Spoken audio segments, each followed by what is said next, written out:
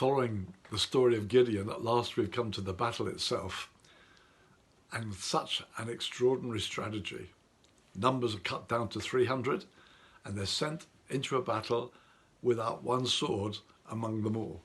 They had to carry with them jars and lights, and the light presumably hidden inside the jar, and at the given moment they had to smash the jars and hold up the lights.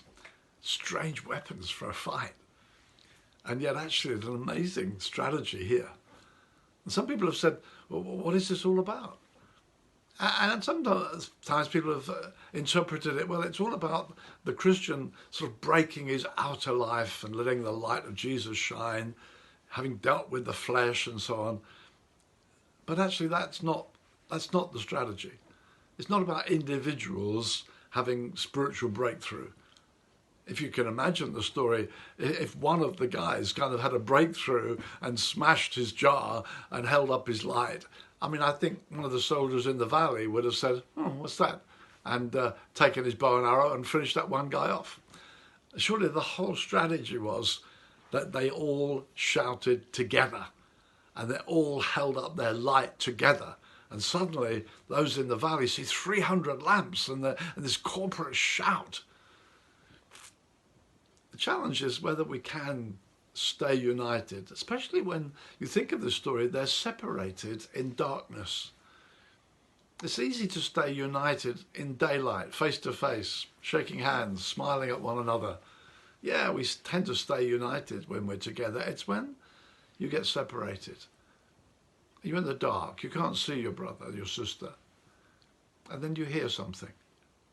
I wonder if you're familiar with that story of Chinese whispers, where you go into a room and perhaps sit in a circle and somebody whispers something and you have to pass it on to the next one around the circle and then see what comes out the other end to see if it's anything like what was whispered to the first one.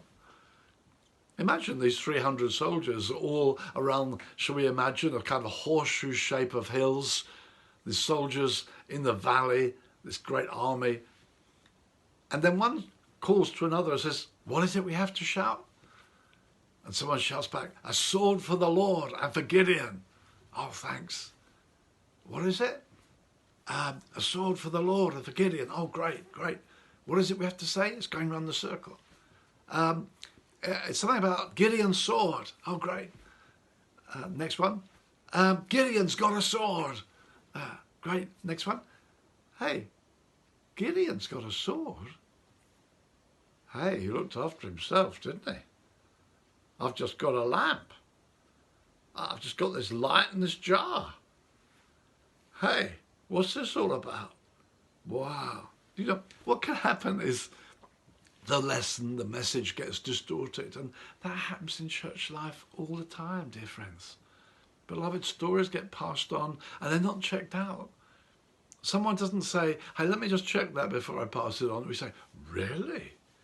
That gossip gets passed on. And today in our modern social contact on our telephones, social media, I mean, it's just horrendous, things that get passed on and things I get, things that come back to me on my social media. You think, I can't believe things that were said as though they were true. They can just distort. Fellowship's lost. The power is broken. You see, the church, when it's united, is such a powerful force. A united church, wow, what a weapon in any given town. A community of people all on the same page, all singing from the same hymn tune, all believing God together. What a power. It's when that church is disunited, when people won't sit together, won't talk to one another because I heard this and she said that and he said this. And then more broadly, whole bodies of Christians won't have any fellowship with one another. No wonder the power is lost. The genius of this battle is their extraordinary unity. Gideon said, do as I do.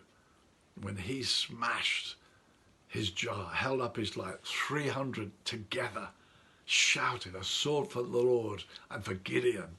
Mighty breakthrough took place because they were united. Anybody you out of step with? Anybody you won't talk to? Anyone who said, well, I've heard this about them. Hey, come on, dear friends. Let's sort things through. Let's build a united church for the glory of God.